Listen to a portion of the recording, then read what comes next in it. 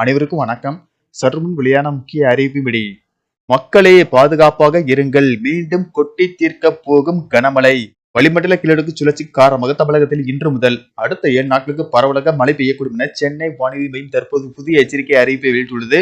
இதில் குறிப்பாக எந்தெந்த தேதிகளில் எந்தெந்த மாவட்டங்களில் மழை பெய்யக்கூடும் என்பதை பற்றியும் மேலும் சில கூடுதல் தகவலை நம்ம வீடியோல பார்க்க போறோம். வீடியோவை கடைசி வரைக்கும் முழுமையாக பாருங்க. வீடியோக்குள்ள போறதுக்கு முன்னாடி இந்த வீடியோக்கு ஒரு லைக் பட்டனை பிரஸ் பண்ணிக்கோங்க. இப்பதான் அந்த சேனலுக்கு ஃபர்ஸ்ட் டைம் வரீங்கன்னா சப்ஸ்கிரைப் பட்டனை பிரஸ் பண்ணிக்கோங்க.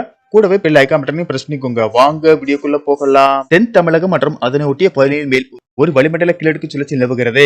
இதன் காரணமாக தமிழகத்தில் இன்று முதல் அடுத்த 7 நாட்களுக்கு பரவலாக மழை பெய்யக்கூடும் என சென்னை வானிலை மையம் தற்போது புதிய எச்சரிக்கை அறிவிப்பை வெளியிட்டுள்ளது. அதன்படி இன்று தென் தமிழக கடலோர மாவட்டங்கள், டெல்டா மாவட்டங்கள் மற்றும் காரைக்கால் பகுதிகளில் ஓரு இடங்களில் லேசான மழை பெய்யக்கூடும். ஏனைய தமிழகம் மற்றும் புதுவையில் வறண்ட வானிலை நிலவக்கூடும். அதிகாலை வேளையில் ஓரு இடங்களில் லேசான பனிமூட்டம் காணப்படும்.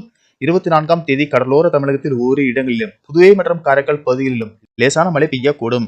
உள் தமிழகத்தில் வறண்ட வானிலை நிலவக்கூடும். அதிகாலை வேளையில் ஓரிரு இடங்களில் லேசான பனிமூட்டம் காணப்படும். 25 முதல் 27ஆம் தேதி வரை கடலோர தமிழகத்தில் ஓரிரு இடங்களிலும், புதுவை மற்றும் காரைக்கால் பகுதிகளிலும் லேசானது முதல் மிதமான மழை பெய்யக்கூடும். தமிழகத்தில் வறண்ட வானிலை நிலவக்கூடும். 28 மற்றும் 29ஆம் தேதிகளில் தமிழகத்தில் ஓரிரு இடங்களிலும், புதுவை மற்றும் காரைக்கால் பகுதிகளிலும் லேசானது முதல் மிதமான மழை பெய்யக்கூடும். 26 மற்றும் 27ஆம் தேதிகளில் தமிழகம், புதுவை மற்றும் காரைக்கால் பகுதிகளில் குறைந்தபட்ச வெப்பநிலை ஓரிரு இடங்களில் இயல்பை விட குறைவாக இருக்கக்கூடும். உறைபனி எச்சரிக்கை. இன்றும் நாளையும் தமிழகத்தில் நீலகிரி மாவட்டத்தில் ஓரிரு இடங்களில் அதிகாலை வேளையில் உறைபனி ஏற்பட வாய்ப்பு உள்ளது. சென்னை மற்றும் புறநகர் பகுதிகளை பொறுத்தவரை வானம் ஓரளவு மேகமூட்டத்துடன் காணப்படும் என்றும் ஓரிரு இடங்களில் லேசான பனிமூட்டம் காணப்படும்.